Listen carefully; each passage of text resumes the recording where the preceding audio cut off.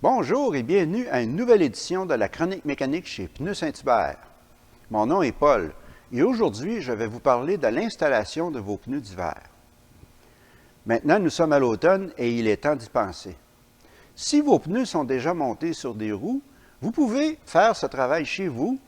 J'ai déjà publié une vidéo qui explique comment changer les roues d'un véhicule de façon sécuritaire. Le lien sera en haut de l'écran.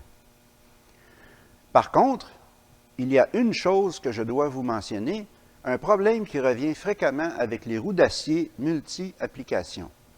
Alors, qu'est-ce qu'une roue multi-application?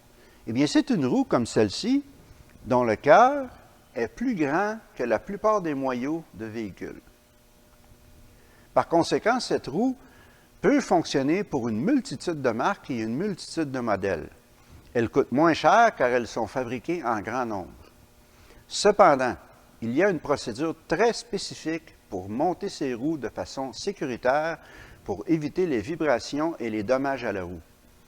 Dans cette vidéo, je vais vous montrer cette procédure. Passons donc au véhicule. Nous voici donc devant le moyeu de la roue du véhicule.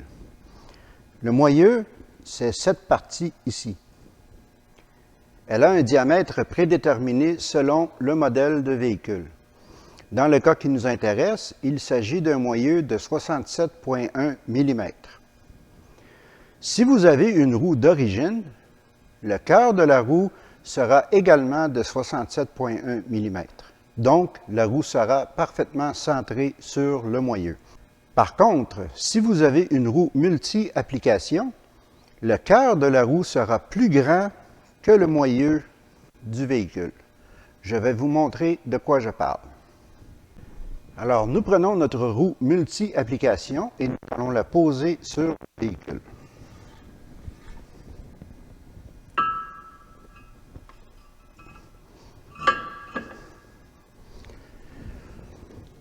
Vous pouvez constater qu'il y a un espace entre le bord du moyeu et le cœur de la roue.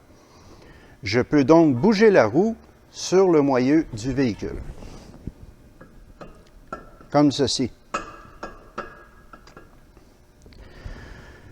Si cette roue n'est pas bien centrée, vous aurez des vibrations lorsque vous conduisez. Remarquez les trous des noix. Ils sont aussi mal centrés sur les goujons de roue. Donc, comment installer une roue multi-application pour éviter ces problèmes? La solution est simple.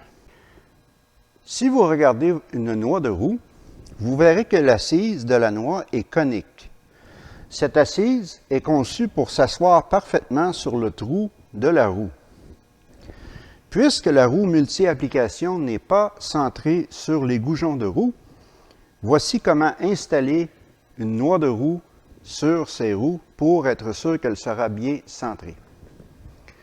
Il faut soutenir la roue en même temps que l'on visse au moins 2 noix, comme ceci.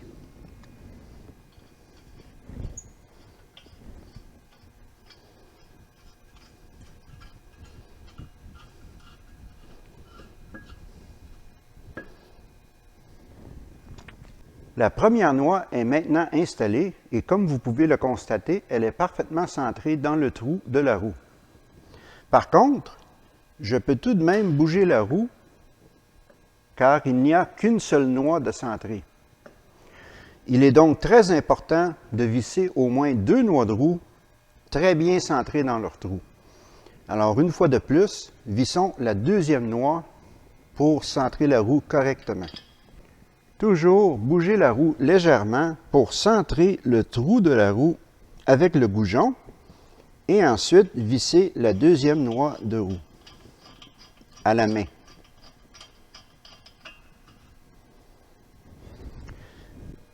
Maintenant, il y a 2 noix de roue qui tiennent la roue parfaitement centrée. Comme vous pouvez le constater, l'espace entre le moyeu et le cœur de la roue est égal tout autour. Et la roue tourne très bien.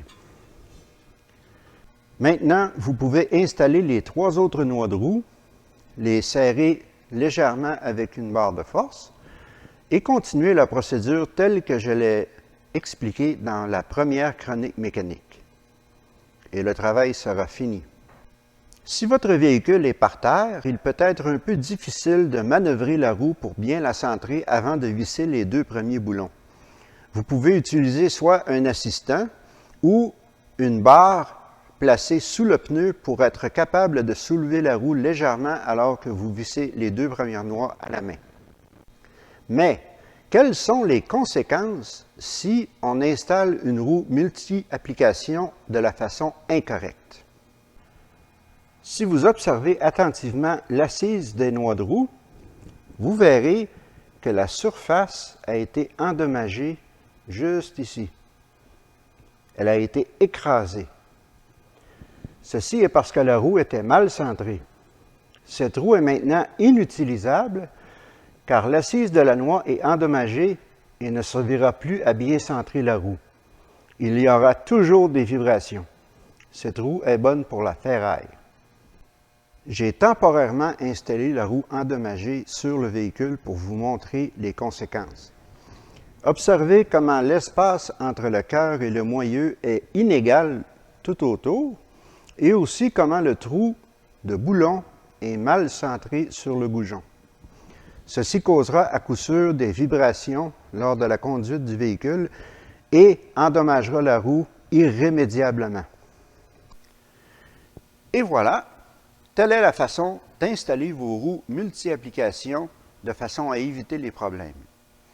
Un dernier détail, si vous avez acheté un ensemble de pneus et roues déjà montés chez nous, nos techniciens ne connaissent pas la pression de tous les modèles de véhicules par cœur. Ils gonflent donc les pneus à une moyenne de 35 livres. Il est très important pour vous d'ajuster ces pressions pour qu'elles correspondent à la pression recommandée par le manufacturier de votre véhicule. Pour trouver cette pression, vous n'avez qu'à ouvrir la porte du conducteur et il y aura une étiquette dans le cadre de porte, telle qu'indiquée dans cette photo. Sur cette étiquette sera écrit les pressions recommandées pour votre véhicule particulier. Si vous ne trouvez pas cette étiquette, vous pouvez soit faire une recherche Internet ou vous pouvez appeler votre concessionnaire pour connaître les pressions. Ceci conclut la chronique mécanique d'aujourd'hui. J'espère qu'elle vous aura aidé et qu'elle vous aura donné de bons renseignements pour installer vos roues d'hiver de façon sécuritaire. Je vous souhaite une bonne journée, une bonne route et soyez prudents. À la prochaine.